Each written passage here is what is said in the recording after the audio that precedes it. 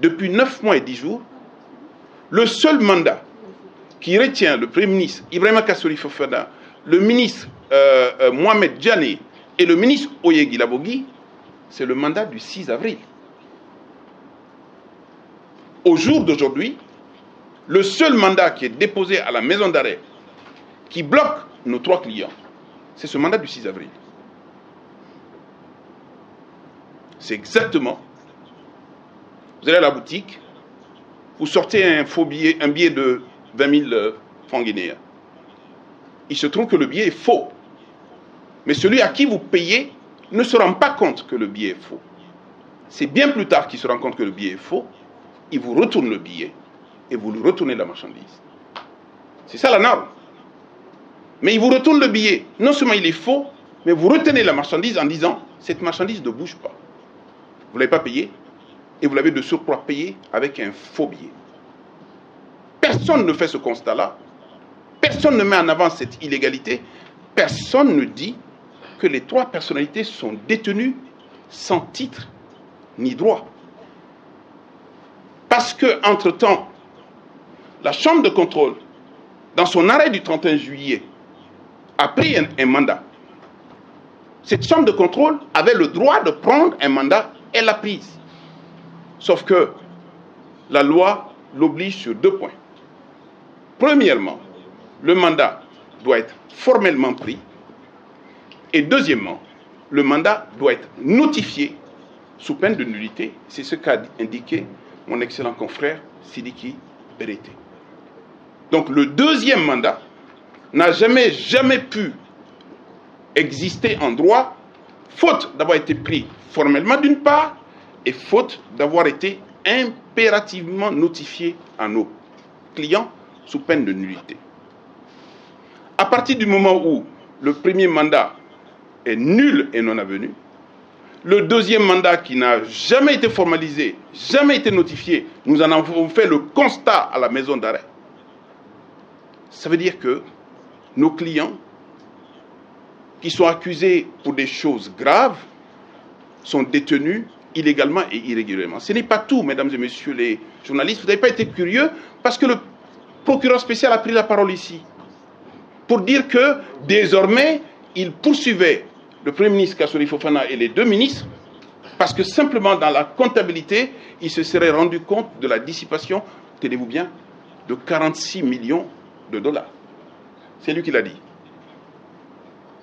Non seulement il l'a dit dans la presse, mais il n'a jamais saisi le juge, et bien au contraire, il ne pouvait pas saisir le juge parce que les 46 millions n'existent que dans sa tête. Deuxième élément, il a parlé de près de 86 milliards de francs guinéens qui n'avaient jamais été justifiés. Là encore, ces 2 accusations graves, sorties de la bouche du procureur spécial, n'ont jamais été suivies des faits, parce que si en parallèle une procédure est ouverte et que le juge d'instruction est saisi, qu'il y a des faits nouveaux qui interviennent, le parquet spécial a la possibilité, par le biais d'un réquisitoire supplétif, de saisir le juge. Il n'a pas saisi. Accusation totalement erronée, accusation totalement fantaisiste, renonciation au flagrant délit, non-renonciation au mandat de dépôt, maintien des gens en prison dans des conditions illégales et irrégulières. Ce n'est pas tout. Pourquoi nous pointons du doigt ce comportement que nous constatons de façon générale dans la justice? Par 3 fois, une ordonnance de placement en liberté a été prise. Par 3 fois, la chambre d'accusation a systématiquement cassé cette ordonnance-là avant qu'elle-même ne se reprenne, bien évidemment, pour dire au procureur spécial « je ne peux plus vous suivre parce que simplement, vous poursuivez sur la base de rien ». Pour la première fois, le procureur spécial a perdu devant la chambre de contrôle. C'est nous qui sommes en situation favorable en droit aujourd'hui, parce que nous avons gagné devant la chambre de l'instruction, nous avons gagné devant la chambre de contrôle, il a fait un pourvoi. Tenez-vous bien que c'est inélégant de faire un pourvoi devant la Cour suprême en matière de liberté. Parce que la Cour suprême, c'est le juge du droit.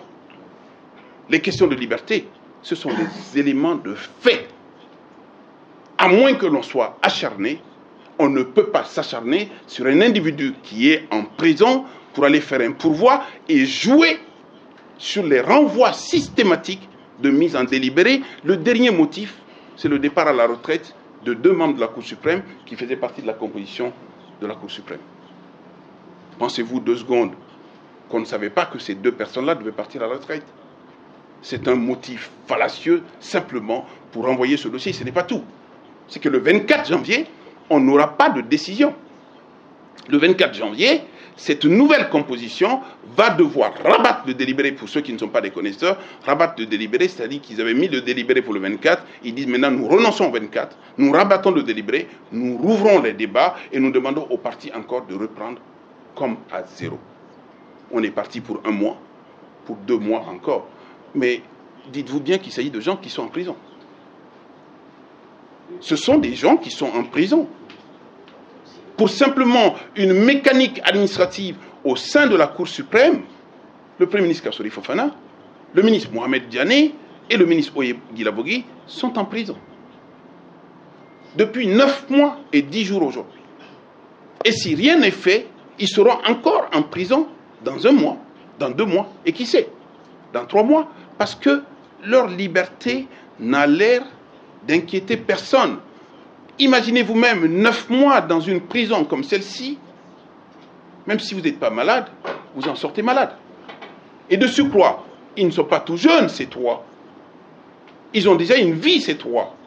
Et ces 3, par le fait du procureur spécial, tombent dans un contexte de prison et d'emprisonnement qu'ils n'auraient jamais pu imaginer, même dans les pires moments de leur vie. On a beau détester quelqu'un, très franchement, très honnêtement, on lui prédit pas 2 choses, la prison et la mort. Quand on est encore en prison du fait de soi-même, je veux, mais quand on est en prison du fait de quelqu'un qui utilise des instruments juridiques, les détourne dans le but de mettre en prison et de maintenir en prison, mes chers amis, il y a un souci. 3 points de procédure. Au jour d'aujourd'hui, nous sommes devant la Cour suprême pour 2 procédures. La première, c'est un arrêt de la Chambre de contrôle qui nous a nous-mêmes cassé une ordonnance qui mettait en prison, contre lequel arrêt nous avons fait un pourvoi devant la Cour suprême. Dans un deuxième temps, le procureur spécial lui-même a fait un pourvoi sur le dernier arrêt de la Chambre de contrôle qui lui donnait tort. Donc par 2 fois, nous sommes devant la Cour suprême. Nous sommes également devant la Chambre de l'instruction qui est chargée de l'information, et cette information étant quasiment terminée aujourd'hui, les juges d'instruction nous l'ont notifié et ont pris les dernières écritures sur ce point. En l'absence d'accusation, si ce n'est erroné, en l'absence de preuves, si ce n'est dans la tête du procureur spécial, sur la base de rien, vraisemblablement, la Chambre de l'instruction va aller vers le non-lieu. Le non-lieu, c'est de dire au procureur spécial, vous avez pu rêver un moment que ces 3 personnes étaient poursuivables sur des bases que vous avez avancées, mais cela ne sort que de votre tête, uniquement et simplement de votre tête.